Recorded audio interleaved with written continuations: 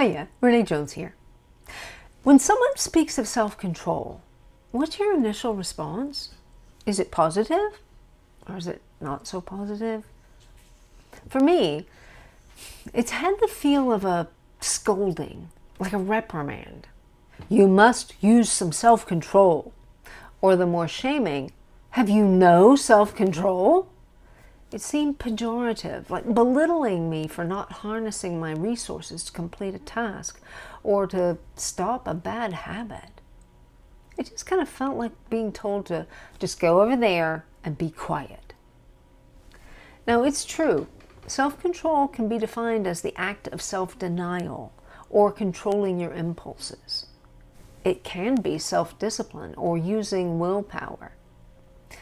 Now, when it comes to weight loss, it's often making yourself do something you don't really want to do, like eat less or exercise a lot more, and certainly ignore the hunger.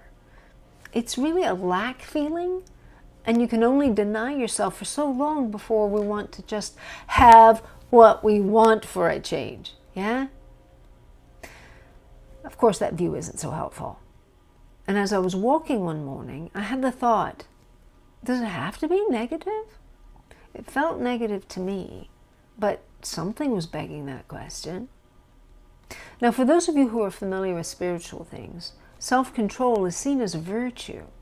It's included in the list of the fruit of the Spirit, but also in other major traditions, it's seen as a practice to help reach the greater option. That feels more positive, doesn't it? So try these synonyms on: self-command and self-possession. That just feels less random, less negative. More like, I actually get to choose. How about you? I shared this idea with a friend of mine, and her response was very much like mine. Hadn't thought about it as being positive. And she said, it's not that we can't have something, it's that we're choosing something else. And that's a powerful moving forward direction. And the other is negative and taking away from direction. And we get to choose how we look at it. Having that self-command means we're choosing for our best, which means not continuing the behaviors that got us to this point. We're choosing for our greater goal, like getting off the diet yo-yo, getting free of that nonsense that goes in our heads, right? And letting our hearts actually heal so all that stuff no longer drives our behavior.